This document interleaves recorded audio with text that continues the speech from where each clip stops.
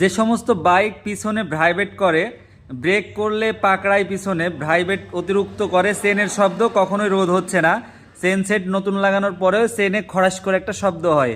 তবে যাদের এই যে দেখতে পাচ্ছেন যে এরকম ব্যাক চ্যাসিস ভিতরে এরকম খেলবে, ফ্রি থাকবে, তবে এই সমস্যাটা হবে। ব্যাক চ্যাসিস সবসময় টাইট রাখতে হবে।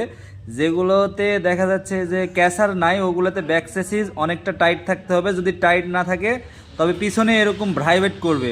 তো অবশ্যই এটা টাইট করলে ইনশাল্লাহ এটার সমাধান হয়ে যাবে, আর ভাইব্রেট করবে না বাইক।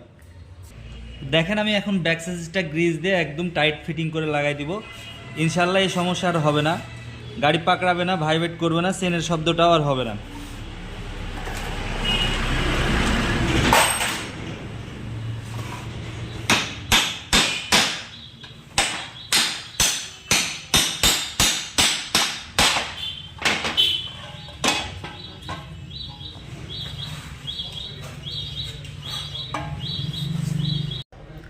এইভাবে যদি বাইকের ব্যাক চ্যাসিসের কাজ করে নেওয়া যায় তবে ওই বাইকের আর কখনোই ভাইব্রেট করবে না, বা বাইকটা সামনের দিকে দৌড়াবে, পিছনে বাড়ি দিবে না, মানে ভাইব্রেট করবে না ইনশাআল্লাহ।